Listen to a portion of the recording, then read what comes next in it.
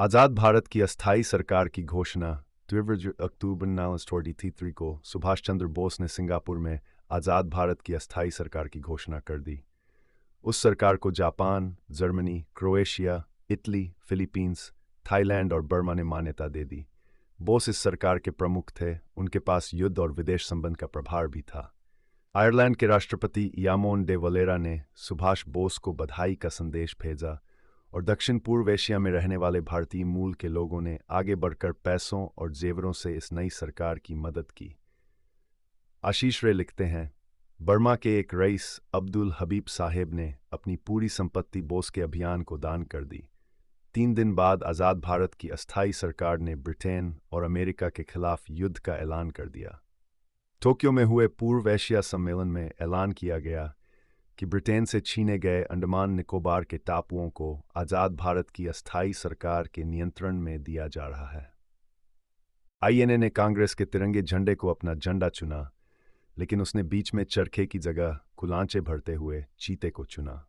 इसकी प्रेरणा उन्हें 18वीं सदी के मैसूर के राजा और अंग्रेजों के सबसे बड़े दुश्मन टीपू सुल्तान से मिली। आईएनए का ध्येय वाक्य था एतमाद, इत्तफाक, कुर्बानी, जिसका अर्थ था विश्वास, एकता और बलिदान। कलकत्ता पर बमबारी करने का विरोध। राजनीतिक रूप से बोस की आईएनए का सबसे अच्छा इस्तेमाल तब होता अगर वो सेना सीधे बंगाल में घुसती, जहां के लोग उसके स्वागत में सड़कों पर उतर आते।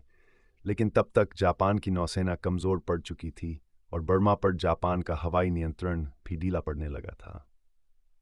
जोइस लेब्रा अपनी किताब Indian national army and Japan में लिखते हैं, सुभाष बोस ने उत्तरी बर्मा में जापानी कमांडर जनरल रेन्या मुतागुची को फरवरी 1944 में बताया था, अगर जापानी सेना इम्फाल हमले में सफल हो जाती है और आईएनए के सैनिक असम के मैदानी इलाके में घुस जाते हैं, तो भारतीय लोगों और अंग्रेजों की भारतीय फौज में सैनिकों की प्रतिक्रिया सकारात्मक होगी। धीरे धीरे ये विचार पूरे भारत में और ख़ास तौर पर मेरे गृह राज्य बंगाल में फैल जाएगा। जोइस लेब्रा लिखते हैं कि जब जनवरी 1944 में जापानी जनरल तदाशी काकाकुरा ने कलकत्ता पर बमबारी करने की योजना बनाई, तो नेताजी सुभाष बोस ने उसका घोर विरोध किया। इससे पहले दिसंबर 1942 में जापानी वायुसेना के 160 विमानों ने कलकत्ता और चटगांव पर बमबारी कर भारी तबाही मचाई थी।